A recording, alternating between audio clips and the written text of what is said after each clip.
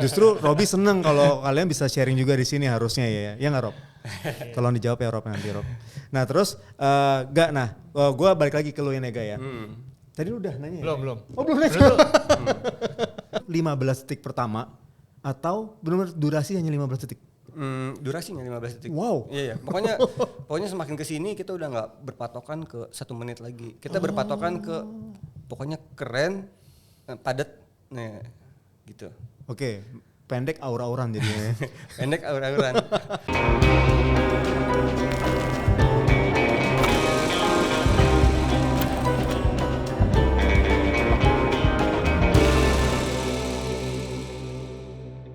Oke, halo semua. Hari ini sekarang kita ketemu lagi, terus ada tamu spesial, ya kan? Diimport dari Jalan Sukabumi. Ya, ini agak Alanda. Ya, thank you. Ya, sama-sama agak. Ini juga kebetulan juga Curut jadi tandemannya gua nih hari ini nih. Halo. Oke, nah Gak, kalau tema hari ini nih, gue membahasnya nih suka panjang atau yang pendek? Gue pendek tapi ngacak. Pendek tapi ngacak. Nah itu gue, waduh. Oke. Tapi sebelum ngarah ke situ dulu, gue mau tanya lu nih Gak, kan lu di sini kan kita emang podcast ini kan tujuannya untuk ngobrolin tentang industri kreatif nih Gak. Nah lu kan terkenal sebagai seorang videografer senior nih hitungannya nih. Terkenalnya enggak, tapi senior mungkin. Senior udah gitu ya. Dari segi apa nih, umur atau segi umur ya? Segi umur ya. Yeah. Nah tapi kalau terkenalnya mungkin di kalangan fotografer terkenal masuk Gak dengan videografer. Ya. Oke. Puji Tuhan, alhamdulillah kan ya. Yeah. Nah tapi yang mau gue tanya, gue penasaran nih Gak, yang gue nggak pernah nanyain ke lu nih sebelumnya. Cuma tahu kan video lu bagus gitu kan ya. Nah boleh nggak sih lu ceritain dikit nih kenapa lu bisa keceblos ke dunia videografi ini? Awal mulai gimana Gak? Wow, panjang banget ya ceritanya. Iya. Jadi sih. Oke, kita udah nih hari ini ya podcastnya ya. Udah kayaknya cukup segitu aja. Udah. Oh ya Gak, nanti jaraknya segini Gak. Oke. Segini. Ya itu. Harus kayak nempel gitu enggak? Enggak. Jangan. Oke. Jam Gallagher kalau gitu. Oke, jadi dulu ceritanya hobi gue tuh sebenarnya foto. Jadi seperti layaknya orang-orang, gue tuh suka foto. Nah tiba-tiba gue punya anak, ya kan? Okay. Dan anak gue itu yang pertama meninggal. Itu tahun 2011. Setelah anak gue meninggal, kan kalau DSLR kan kita bisa video-videoin asal-asal gitu kan. Iya. Nah terus gue coba kumpulin video yang gue pernah ambil di anak gue itu. Foto sih gue banyak, foto anak gue yang pertama yang meninggal itu. Iya. Nah pas gue kumpulin dan gue kompilasi, dan ternyata itu jadinya priceless banget buat gue. Ini video ya? Video. Okay. Setelah padahal yang gue shoot itu bukan shoot anak gue itu cuman shoot ngasal aja, kayak cuman record udah satu cuman gitu doang. Udah bukan record yang kayak di sinematik gitu. Bukan cuman kayak iseng gitu, kayak kita record gitu terus besoknya lagi kita record gitu. Nah, itu setelah dikompilasi itu ternyata jadinya buat gue kayak wow, ternyata video itu buat gue kayak lebih hidup. Dan karena anak gue udah meninggal, jadi gue bisa ngelihat real lagi kan, kalau di video kan bergerak kan, ya kan? Iya. Nah, gue bisa ngeliat itu tuh seakan-akan kayak hidup gitu.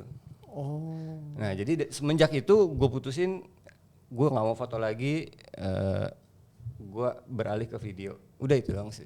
Jadi lu cinta banget sama videografi karena itu bisa memberikan apa ya, memori lebih gitu ke orang ya. Impactnya ternyata lebih, menurut gue kayaknya gue nggak merendahkan foto ya, tapi buat gue pribadi impactnya itu lebih besar di video dibanding di foto gitu. Karena ada gerakannya, ada suaranya gitu ya. Iya, itu yang nggak bisa lo dapat dari situ. Oke. Nggak bisa dapat dari foto maksudnya. Oke, ya benar. Nah terus berarti kan ketahuan nih kenapa lu suka video karena itu ya. Tapi boleh nggak tahu nih, kalau gue korek lebih dalam lagi, awal mulanya lu bisa suka fotografi itu ada nggak siapa yang ngajakin lu gitu kan? Kalau tadi kan kayak Bapak ini kan diajaknya sama Eric Sukur. Oh, Eric Sukur ya kan. Kalau kita senior dia apa ya berarti ya? Nggak tahu, sepuh kayaknya gue rasa. Ya. Gue belum kenal sih tuh.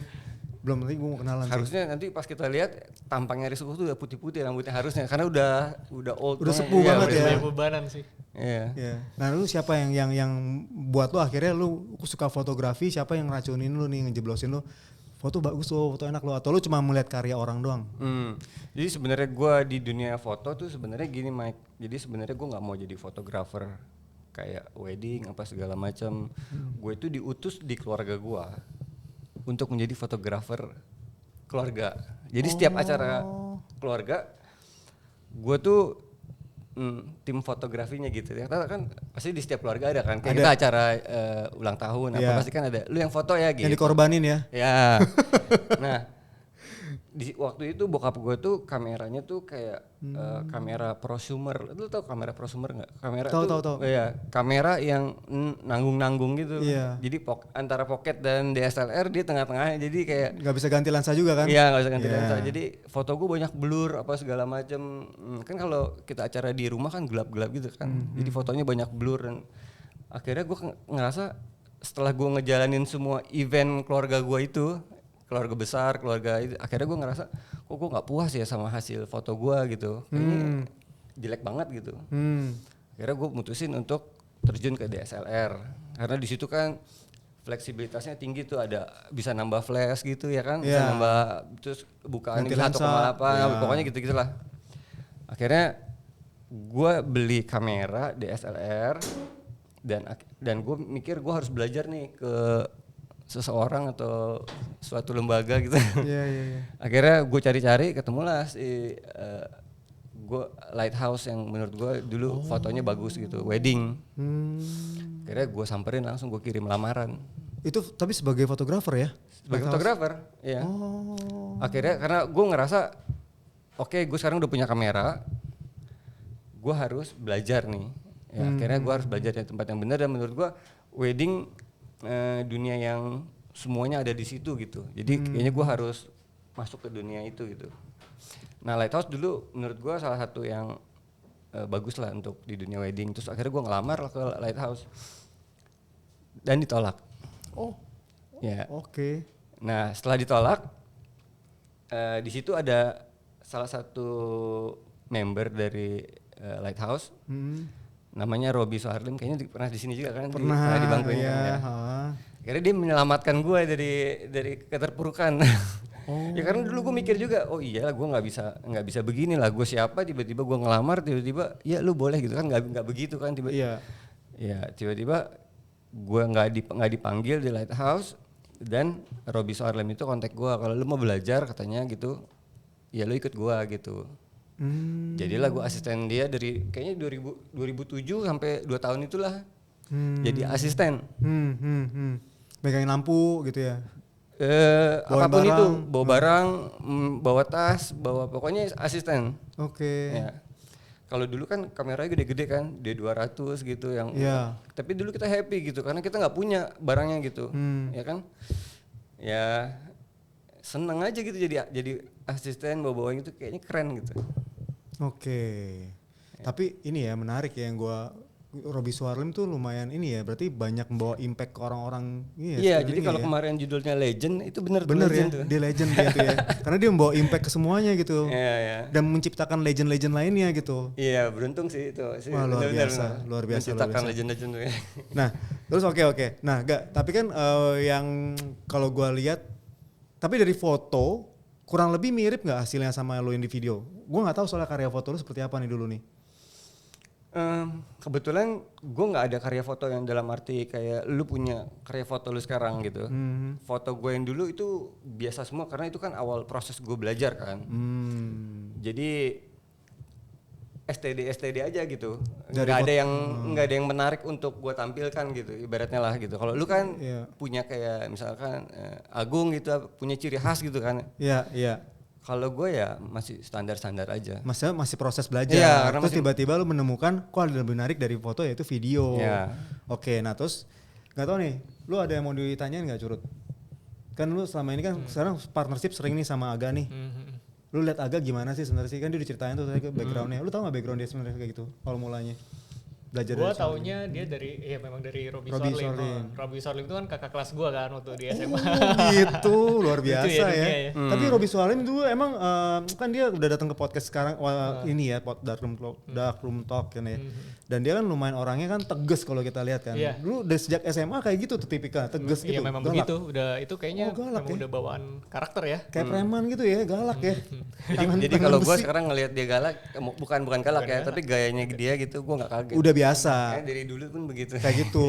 Karena udah mengenal dia jadi itu memang dia gitu loh ya. Tapi ya ada kalau gue kan kenal deket, udah pernah tidur di rumahnya, ya namanya juga asisten. Tidur? Kan? Ya. Tidur bareng Bukan asisten. Kalau berangkat jam 4 pagi, iya, gue harus standby gitu. Iya, iya.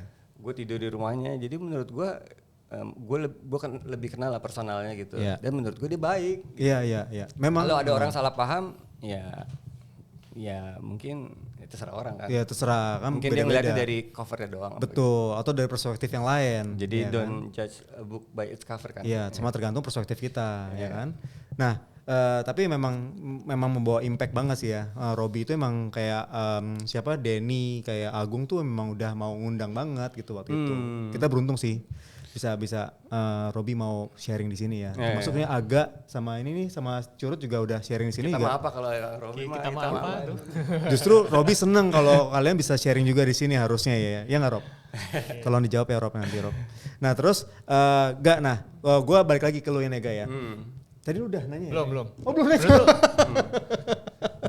Kalau menurut lu lebih susah belajar di foto atau video sih?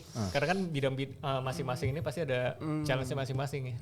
Kalau gua sih semua bidang tuh sebenarnya susah ya. Cuman kalau kita pelajarin pasti jadi mudah.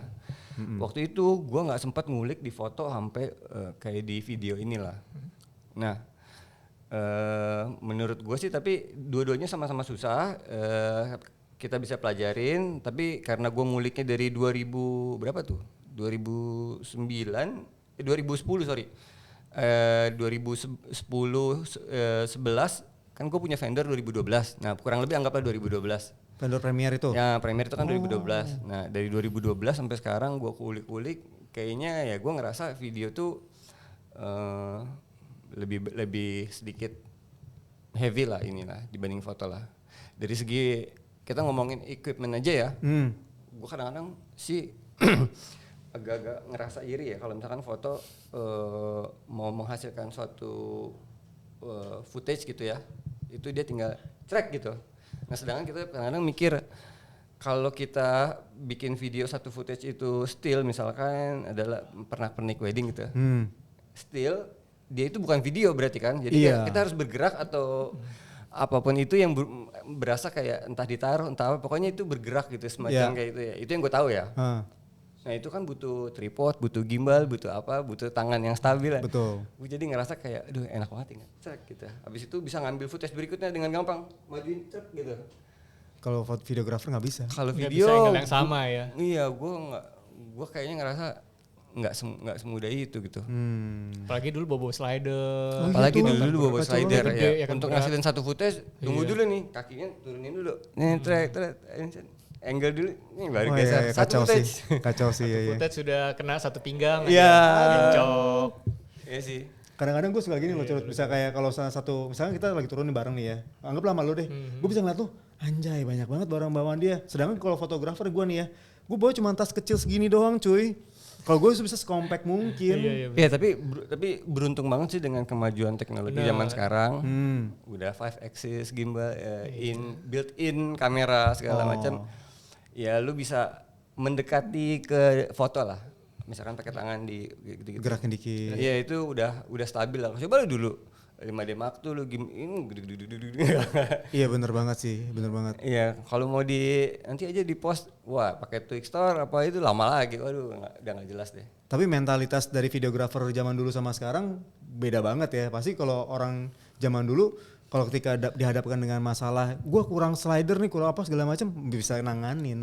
Kalau orang sekarang mungkin bingung tuh kayak kamera gue mesti yang canggih nih, bener nggak sih? Yeah. Ada itu juga tuh kadang-kadang tuh kita mesti. Ya ada beruntungnya sih kita mendapat keterbatasan, jadi sekarang kita bisa lebih banyak apa ya, kemudahan dapat kemudahan ya. ya bersyukur sih sama teknologi yang ada sekarang jadi memudahkan kita juga. Betul. Jadi sekarang kita pakai slider itu gimbal hampir sebenarnya bisa nggak pakai sebenarnya sih. Ya, maksudnya tanda kutip ya, maksudnya harusnya kalau kita ngomongin satu highlight video itu kan perpindahannya cuma 2 detik 3 detik. Sebenarnya di situ udah nggak perlu ada gimbal. Iya. Maksudnya lu bisa pakai tangan aja itu udah oke lah gitu. Iya benar. Kamera zaman sekarang kan. Betul. Iya. Sama tanya lagi nggak? Turut gimana? Udah, sekarang gue lanjut ya. Lanjut. Nah gue penasaran gini gak, lu kan kalau secara gue personal ya, gue sama Aga itu kenal, lu tuh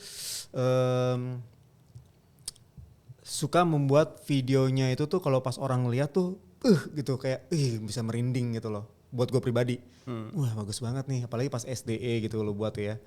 Nah, lu tuh bisa dapat video-video yang benar-benar ciamik, terus dapat moodnya juga bagus gitu kan ya. Kok bisa sih lu bisa ciptain karya-karya seperti itu gitu di setiap subjek lu yang berbeda-berbeda nih, subjek kayak klien-klien lu yang berbeda-beda, lu bisa dapetin mood mereka masing-masing gitu. Itu gimana caranya tuh gak? Iya, gimana ya caranya? Ya sebenarnya sih gue berpikir gue seakan-akan jadi objek yang mau gue shoot gitu. Gue membalikan gitu, misalkan gue sebagai misalkan kita shoot wedding gitu ya, gue berpikiran gue ini kliennya nih, gue mau lihat apa dari videonya. Ya maksudnya bukan apa yang kita mau lihat tapi mereka gitu, gue di sisinya mereka gitu. Kalau kita punya dekor bagus apa segala macam atau vow kita janji nikah kita bagus gitu, pasti kan itu yang pengen dia lihat kan. Iya. Ya kalau gue berpikiran sebagai itu, pas gue tonton, gue udah puas sama ini hasilnya dan gue yakin dia juga puas gitu. Ya. Oke. Ya. Kalau gue sih gitu ya. Maksudnya gue nggak bisa. Yang penting gue ngedit aja gitu. Yang penting bagus menurut gue gitu. Lu nggak kayak gitu tuh ya. Gue coba dibalik lah. Sudut pandangnya dari mereka. Ya, gitu dari lu mereka. Lihat. Misalkan atau enggak gue kerja di klub gitu, nanti gue balik, ini kira-kira dari sisi klien puas nggak nih kalau gue sebagai gue udah edit gitu misalkan, ya kalau menurut gue, ini gue ngerasa udah cukup mewakili, represent gitu, pasti mereka juga suka kok. Nah untuk dapetin itu gue juga nggak tahu caranya gimana ya, cuman by the time sebenarnya lu coba-coba terus harusnya itu mudah sih. Karena jam terbang. Failnya hampir sedikit lah. Misalkan tiba-tiba kayaknya kalau gue nggak pernah fail kayaknya. sombong dia mulai tinggi nih. Nggak. Karena sebenarnya kan sesuatu kan bisa dipelajarin kan. Betul. Maksudnya untuk lu gagal bikin orang terpesona gitu. Ya kalau lu udah sering jam terbang ya harusnya lu nggak pernah gagal lah untuk. Iya. Lu jadi kalau yang gue lihat sih tadi gue rangkum tuh jadi kayak lu melihat dari sudut perspektif dari klien lu. Iya. Jadi lu buat dari mata mereka. Yeah. Lu cuma translate melalui videografi lu gitu kan ya. Yeah. Nah tapi yang pertanyaan gue, lu perlu kenal mereka dulu nggak? Kalau kayak gitu berarti perlu kenal mereka dong. Betul. Betul, perlu lah. Kan kita kalau di wedding kan kita suka ketemu orangnya dulu, kira-kira orangnya mau apa ya, kalau gue buat begini dia suka nggak ya itu makanya gue bilang di wedding tuh buat gue segalanya. Lu bayangin dari pagi ketemu misalkan jam 6, misalkan lu SDE-nya atau lu edit nanti kira-kira jam 3, lu udah harus kenal dia semua, dia suka kayak gimana nih kurang lebih, harus udah nggak bisa ngebaca gitu. Dari situ kan lu jadi bisa ngebaca cepet banget gitu, apalagi lu dikasih waktu kenal sama klien agak lama, berarti lu bisa lebih banyak. Sedangkan kalau di wedding lu cuman dikasih waktu 6 jam buat kenal, terus lu harus bisa, gua kayaknya tahu nih dia suka apa gitu. Udah tembak aja udah. Dan tuh nggak pernah fail tuh ya? Harusnya sih enggak. Soalnya klien lu selalu puas gitu kan waktu pas dia. Puji Tuhan gitu ya. Iya. Ya tapi harusnya gue rasa itu mudah sih, maksudnya bukan sesuatu yang susah. Kalau udah sering-sering begitu nanti lama-lama terlatih. Iya. Ya lu juga sama kan Curut ya, lu kayak lu terlatih banget untuk itu juga kan sebenarnya kan, kayak lu mengenal klien dengan cepat gitu. Iya, jadi apapun situasinya, jadi kita bisa ada solusi untuk solve-nya gitu loh. Kayak misalnya nih, wah ini benar-benar dari pagi sampai sore nggak dapat beauty shoot sama sekali gitu. Gimana nih bikin SDI-nya nih? Gitu kan. Tapi selalu ada aja gitu kan. Nah jadi sebenarnya jadi videographer atau fotografer tuh sebenarnya solution maker kita sebenarnya ya.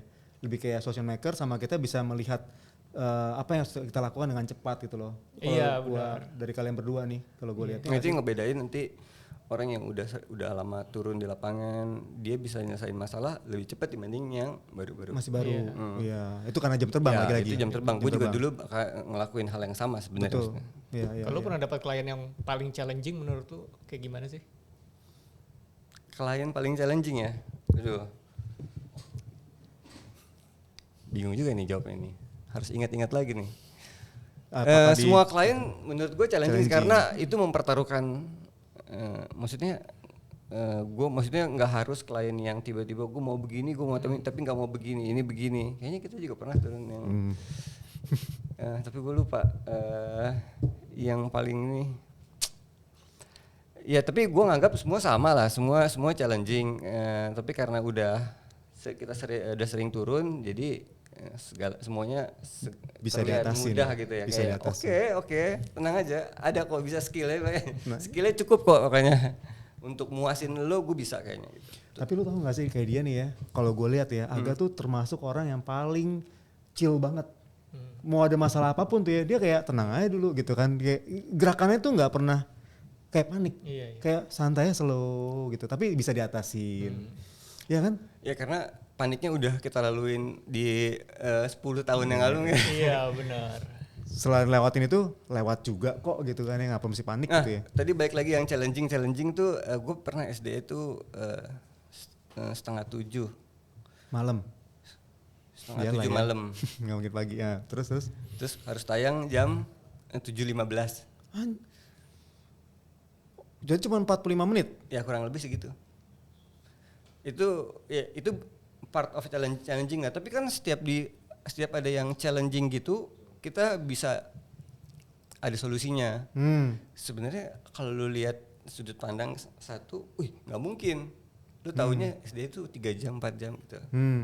Tapi kalau kita lihat sudut pandang lain, bisa kita selesaiin, tapi hasilnya tidak maksimal. Konsekuensinya. Kalau cuma nyelesain SDE, taruh selesai kok gitu. 15 menit juga oke, preparation taruh satu, urutin aja.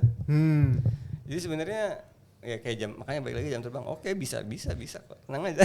Cuman hasilnya jangan nuntut lebih gitu ya. Tapi kalau tanya bisa ya bisa aja. Berarti lu bisa nanti kalau misalnya dia bareng sama lu, bisa lu ajak. Enggak, 15 menit ya. Jadi gitu kan. Bisa kalau bisa pasti bisa. Taruh aja semuanya. Taruh aja ya kan. Tapi boleh tahu dong, kan kalian berdua kerja bareng nih ya. Kerja dari 2010 kali. 2010 ya. 2010 awal-awal belajar video ya. Siapa yang jadi vendor maksudnya gini, terlepas dari kalian ke freelance ya. Maksudnya kalian agak dulu punya Premiere. Lu juga pasti punya brand sendiri juga dong waktu itu kan dulu kan. Nah, ini saling kayak lu jadi second shooter gue ya. Saling gitu atau gimana kebanyakan? Dulu awal-awal, kalau dulu gue sebelum buat Premiere, gue kan freelance seperti layaknya orang-orang lah. Nah, salah satunya freelance ke vendornya kakak ini, bareng sama Erik Sukur juga. Yang Fiore itu bukan? Bukan Fiore, namanya apa dulu ya? Vivo ya? Vivo. Tapi kita ngerjain buat Fiore. Apa? Tapi kita ngerjain buat Fiore Buat waktu itu. Fiore. Ya tapi di Vivo juga pernah. Ada. Lu freelance sama dia? Bareng sama Erik Sukur juga pernah. Iya. Lu freelance sama dia? Sama Erik Sukur. Erik Sukur, oke. Dulu ceritanya Steven ini editor, shooter belum lah. Awalnya belajar edit dulu. Belajar edit. Dulu editor, terus gua shooter, Erik Sukur shooter, ya udah. Dari situ kita mulai berkolaborasi. Lu udah lihat potensi Aga belum waktu itu? Udah. Karena memang dari awal Erik suruh gua banyak belajar juga dari Aga gitu. Untuk secara teknis ya, penggunaan lensa apa gitu. Jadi zaman dulu tuh sebenarnya gue kayak cheating gitu lah. Karena dulu kan gue megang slider nih ceritanya. Ini norak banget sih. Nah, tapi kalau orang syutan pakai slider itu udah keren banget. Iya. Itu udah beda, maksudnya itu bergerak men gitu. Iya, Ya, sama kayak sekarang gimbal gitu. Nah dulu karena gue punya slider apa segala macam, jadi gue yang bawa slider kemana-mana. Jadi syutan gue pasti kepake dan pasti keren karena bergerak. Lu awal mula bisa tahu slider itu keren dari mana gak? Karena gue yang jualan. Oh berarti itu poinnya. Oh Oke. enggak sih, tapi pokoknya zaman dulu gimbal itu udah ada sih, tapi belum elektronik. belum elektronik. Iya masih pakai titik berat apa gitu lah ya. Ya, Pemberat. Oke. manual lah, Ya, analog. susah banget itu. Nah, slide ya pokoknya dulu yang digunain itu ada 3 kurang lebih yang keren-keren ya. Ada gimbal, Marlin. handheld, Hah? slider, Hah? sama Portal Jeep. portajip. Portajip yang mana? Oh. Itu yang Gimme Jeep, keren, ya, Gimme gila, Jeep tapi versi gila, jadul banget kita nih. versi kecil dan pokoknya geraknya atas bawah. Iya. Ya itu keren sih. Ya itu 3 itu. Lu jualan? Oh enggak, gue jualan slider doang. Slider doang. Ya karena dulu gue ngelihat, wah ini semua orang kayaknya, gue aja tergila-gila dengan slider, apalagi orang yang video. Akhirnya gue buat produk sendiri. Oh. Slider. Nah, yang lu berarti kalau titik awalnya lu bisa ngeliat slider itu keren, berarti lu ada sumber inspirasi dong, melihat orang lain dong. Ya kita ngeliat di apa, mungkin semacam kayak di internet gitu, kita ngeliat gambar kok bisa gini. dari kiri ke kanan atau kanan ke kiri itu kayaknya kok keren banget gitu. Karena kalau lu ibaratnya kalau foto tuh mungkin kalau ditembak flash off view gitu, tiba-tiba kan langsung kayak beda gitu kan. Nah semua orang jadi kayak ngikut gitu. Nah tapi sekarang slider juga udah ditinggalin sih, karena tinggal digeser gitu. Iya, geser doang sekarang. Ya, tapi zaman dulu tuh termasuk terobosan yang paling oke sih. Khusus terobosan nggak tuh? Gila, terobosan lah cuy, itu bagus banget. Iya kalau nggak ada itu sih, aduh. Nah, lu ada mau tanya lagi nggak Turut? Lanjut. Lanjut aja ya. Nah, kalau gue mau nanya nih, ada nggak videografer yang menginspirasi lu? Videografer ya? Atau enggak seniman lah gitu? Menurut gue semuanya sih menjadi sumber inspirasi gue ya. Karena gue nggak ngelihat ada satu yang harus gue tiru banget gitu. Karena kita sendiri, kita pengen kan ngeluarin potensi diri kita sendiri, maksudnya. Kalau kita ngikut orang, nanti kita yang ngikut jadi ikut itu personal, persis maksudnya, gitu. gitu. Yeah. Maksudnya kita tahu persis apa yang menurut kita bagus kok, kayak lu gitu. Jatuhnya kayak idealis gitu. Tapi idealis kan nggak harus selalu Ngelihat orang. nggak harus selalu beda gitu. Misalkan kayak foto lu kan juga udah lumayan beda kan, maksudnya agak beda gitu lah. Nah jadi kita ngelihat dari semua sumber inspirasi, terus balik ke diri kita keluarin yang menurut kita bagus gitu. Dulu kalau menurut gua salah satu yang bener-bener gue pelajarin tuh gue lupa siapa ya. Itu sampai Wedding clip. bukan motion, gue lupa deh. Bukan, dia dari US sih. Oh. US. Motion apa gue lupa ya. Pokoknya dia itu sekarang coba nanti kita mungkin gue ingat nanti gue kasih tahu ya. Iya nggak apa-apa. Nah Karena dia bisa menjelaskan itu bukan secara unik tapi secara oh iya bener ya, maksudnya secara garis besar. Ibaratnya dia nggak bilang, dia menjelaskan video itu kayak misalkan harus terbagi ini gitu. Yang mana sebenarnya kita nggak banyak tahu gitu. Jadi kayak misalkan tentang subjeknya, tentang apanya gitu segala macam. Jadi menurut gua dia bisa ngejelasin secara spesifik gitu di video gitu, bukan cuman sekedar itu. Dan itu bisa kalau lu terapin ke mana? Ke semua project lu, it works gitu. Oke. Itu patokan lu dia tuh ya orang Dulu itu. sih, Dulu. gua. Tapi itu kiblat lu dong jadinya dong, kayak patokan standar lu kayak gini loh. Iya, tapi nggak jadi patokan juga sih, cuman jadi referensi aja. Tapi yang bener-bener paling gue lihat sampai dia adain kayak sekolah gitu ya. Gue daftar juga. Oh. Tapi karena presentasinya videonya bahasa Inggris, jadi gue kurang ngerti gitu kan. Iya. Jadi ya enggak sih. Kurang lebih mungkin yang dijelasin juga lu udah belajar kali ga harusnya. Iya, sebenarnya kita udah tahu sih. Maksudnya kita cuman mempertajam, iya. yang mengingatkan lagi ya. Nah, tadi kan judul di awal itu kan gue nanya tentang masalah panjang atau suka yang pendek ya kan. Nah ini gue belajar ya agak curut kayak dia selalu kan waktu pas zaman gue masih motret foto video itu kan gue juga sering hire Aga sebagai videographer wedding ya kan. Terus kita jualan tuh mulai tuh. Jualan apa? Jualan kayak video yang durasi pendek atau mau yang durasi panjang. Nah tapi kalau Aga memberikan sudut pandang ke gue, video yang panjang itu penting tetap dokumentasi. Kenapa Aga? Berarti kan sebenarnya kan masalah versi panjang atau pendek. Sebelum itu gue tanya dulu, lu suka yang mana sebenarnya? Panjang dan pendek, ayo. Lu tadi pendek aur-auran. Enggak, gue tadi kan nggak tahu lu tanyanya dalam pertanyaan apa, konteks apa, tapi ya gue asal aja jawab. Nah, tapi kalau lu tanya tentang begitu, karena menurut gue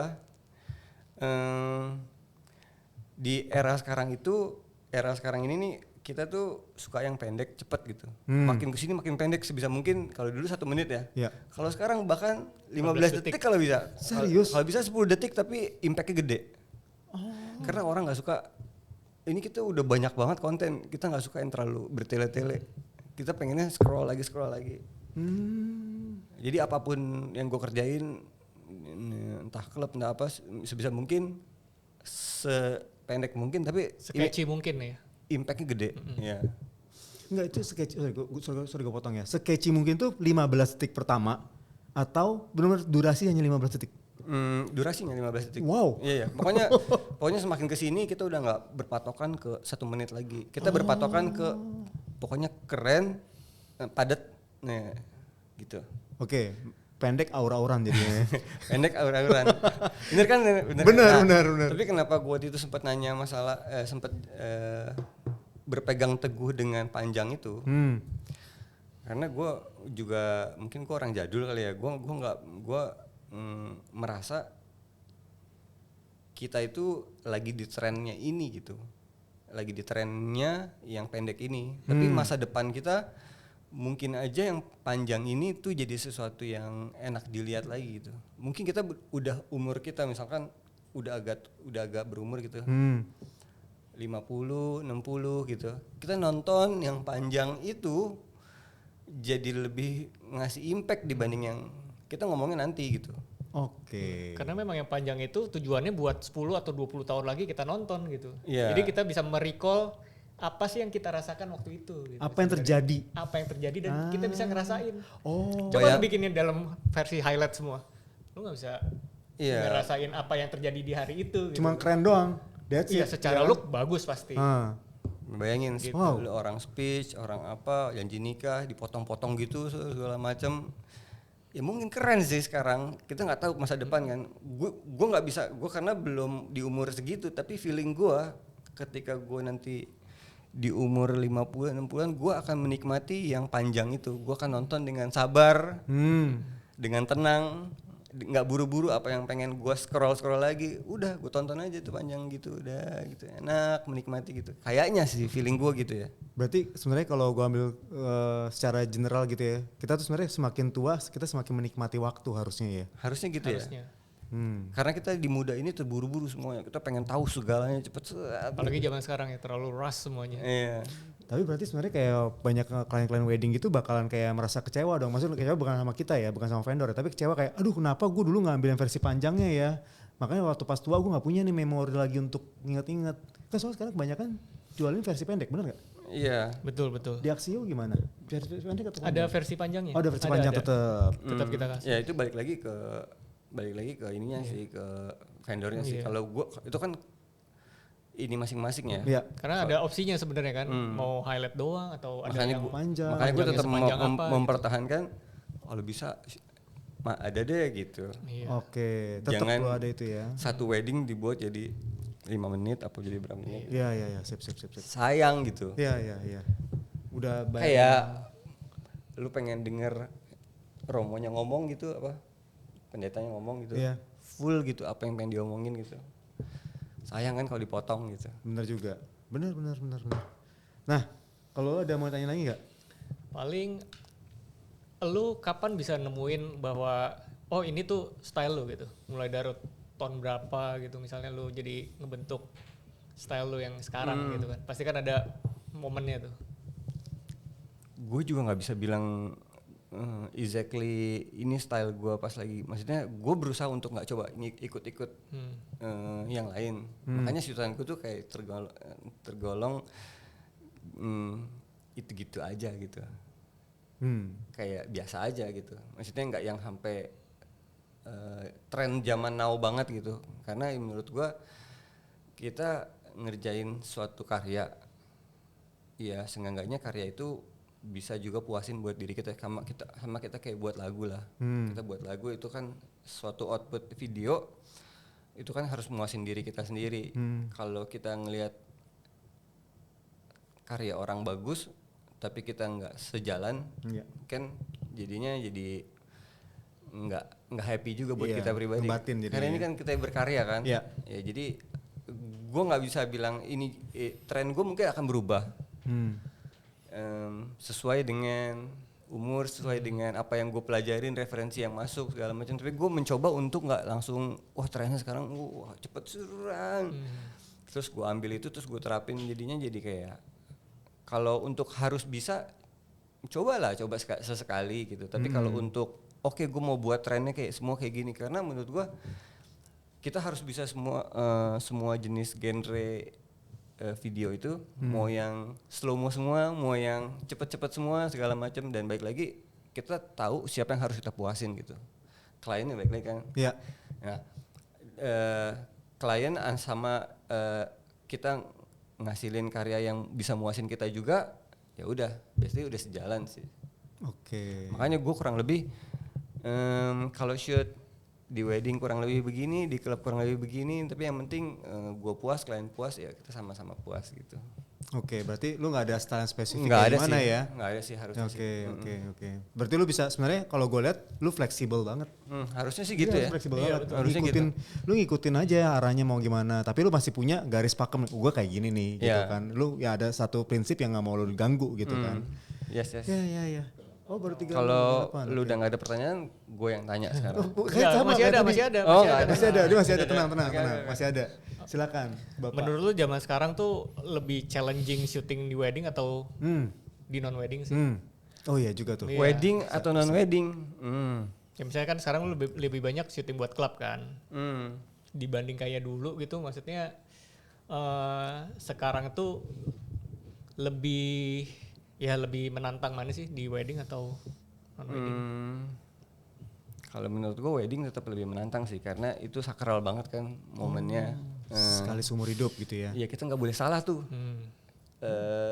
Ini kita pertaruhkan apa yang udah kita pelajarin sekarang, kita kerahin semuanya di. Kalau klub kan kurang lebih event, maksudnya kita beda lah. Jadi menurut gua kalau dari segi bobot wedding lebih berat sih kalau menurut gua. Berat secara beban mental ya. Karena itu kan kayak sekali seumur hidup apa segala macam. Jadi menurut gua bebannya lebih berat wedding dibanding klub sih. Kalau menurut gua sih. Nah kalau di wedding sendiri nih, kalau menurut lu dari sebelum pandemi sama sesudah pandemi ini gimana sih bedanya? Apalagi kalau dulu kan Sebelum pandemi masih sudah pandemi ya? iya, apalagi lu kan sempat jualan brand sendiri. Nggak tahu sampai sekarang masih gak sih lu coba jualin brand lu sendiri itu? Jadi semenjak 2019 tuh gue ngerasa di wedding tuh udah mulai agak drop ya. That's why gue diselamatkan oleh Sumario. Kakak Sumario, dia kebetulan salah satu owner dari klub Dipik. Nah, lu mau nggak megang klub ini gitu? Terus karena gue ngerasa lagi turun juga di dunia wedding, akhirnya oke, gue mau gitu.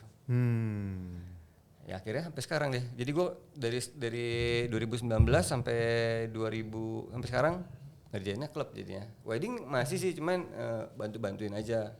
Tapi kalau ngomongin vendor yang dulu gue buat tahun 2012, itu udah, jadi gini, waktu itu gue punya vendor, tapi ngerjain buat Brand lain. buat vendor foto. Oh iya lo pernah cerita. Iya, gue punya vendor video, Iya, tapi iya. gue rekanan sama vendor foto. Iya. Nah jadinya keenakan tuh. Padahal dulu kita pameran segala macam, kita berusaha independen gitu sendiri gitu. Tapi akhirnya banyak yang rekanan sama kita, akhirnya jadi kebablasan. Karena gue ngerasa kalau pas rekanan itu enak, nggak usah nyari klien apa segala macam. Jadi kayak semua udah dihandle gitu. Betul. Ya jadi kebablasan. Padahal mindsetnya sebenarnya dulu harusnya gue ngutamain vendor gue sendiri untuk dapat klien sendiri, harusnya gitu. Harusnya. Iya, baru rekanan bonusnya lah gitu orang lebih. Tapi gue karena namanya manusia ya, kayak udah dicariin klien, kok enak banget gitu. Diumpanin jadi zona nyaman. Ya walaupun harganya dipotong sedikit, cuma menurut gue masih oke gitu. Jadi kayak sampai sekarang keterusan vendornya juga udah mulai banyak yang nggak ada. Ya kan vendornya juga ada yang ngasih kerjaan ke gue Ganti, tuh mulai udah ganti. mulai Iya. udah mulai hilang-hilang segala macam. Terus udah akhirnya 2019 titiknya dimana kayak udah slow banget gitu. Oh. Itu salahnya. Harusnya dari awal, dari 2012 kita fokus utamanya adalah nyari klien sendiri. Karena kalau kita dapat klien sendiri nanti mungkin akan bercabang lagi. Iya. Kalau rekanan kan, iya, misalkan rekanan foto ya, lo punya vendor foto. Begitu lo udah selesai kerjaan lo. Iya, lu tergantung sama dia. Ya, jadi nggak independen gitu kan. Betul.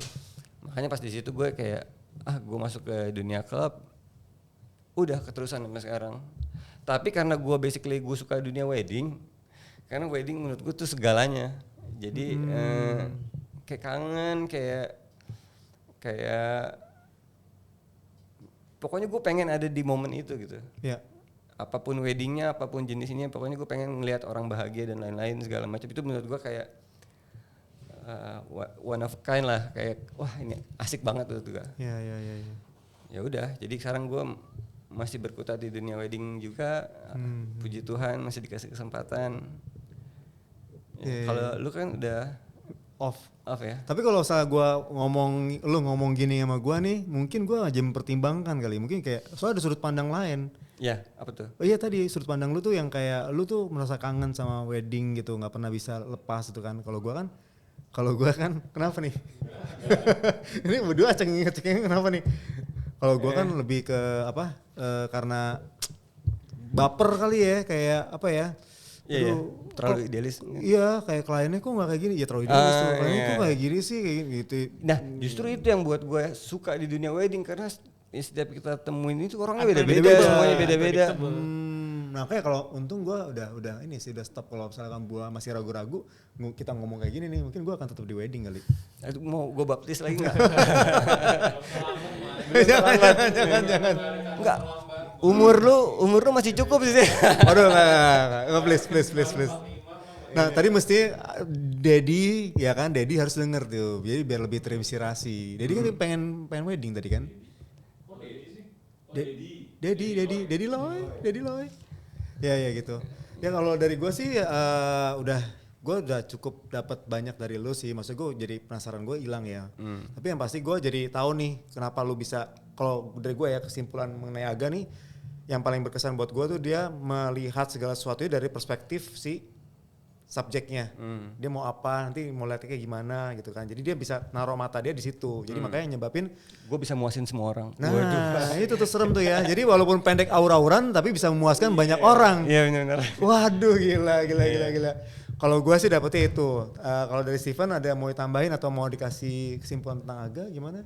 Udah sih cukup deh sih. Kalau kesimpulan dari Aga, kalau menurut gue dia tetap do the best di bidang video itu untuk bekerja sebaik-baiknya sesuai dengan apa yang dia pegang, yaitu dia bisa memuaskan ya nggak cuma kliennya tapi hati dia juga. Dirinya sendiri, betul. Nah itu Mike, kenapa gue beralih dari freelance ke punya vendor sendiri. Karena pas zaman dulu gue freelance, gue ngerasa kayak gue kerja ngasal aja dapet duit nih. Gue nggak berkembang. Nah, akhirnya gue kalau begini terus, gue mau nge-shoot nggak nge-shoot, pokoknya shootan gue blur semua juga, pokoknya gue tetap di hire sama orang itu gitu. Gue nggak bisa nih, gue harus punya vendor sendiri, di mana gue bisa berkembang secara tim. Kayak lu punya tim berkembang gitu. Ya. Oke. Wow, oke, silakan. Kan kita masing-masing punya idealis sendiri ya. Pernah nggak dikomplain sama klien karena kita terlalu idealis segimana ya gitu? Terus klien nggak suka nih yang kayak gini, gue maunya yang begini kayak gitu. Terus gimana sih lu handle klien kalau misalkan mereka komplain? Iya, jadi balik lagi kalau itu kan gue bilang gue ngeliat dari sudut pandang klien ya. Jadi gue berusaha idealis gue itu sama kepuasan klien itu kolaborasi. Jadi harusnya nggak ada yang bisa gue nggak ada yang ini gitu. Win-win jadinya. Jadi menurut gue kalau gue terlalu idealis pasti gue salah satu naik salah satu turun gitu. Ya, jadi gue berusaha gimana gue bisa mewakili klien, dan itu yang gue latih selama ini gitu kan. Ya udah, gue kolaborasiin. Harusnya gue ngerasa gue pasti puas, lu pasti juga gitu. Oke, dan lo harus punya keyakinan itu. Iya dong. iya Karena emang niatan yang baik dan kita harus punya keyakinan itu. Iya. Gue mau muasin lu, gue pun harus puas gitu kan. Iya. Gitu. Wah ini udah panjang pendek ya kan ya. Puas-puasan, waduh gila. Ini udah klimaks nih. Iya udah orgasme nih kayak saudara-saudara. Pas dikasih finalnya, iya kan? Iya. Klimaks sudah. Waduh, pas banget. Ya oke.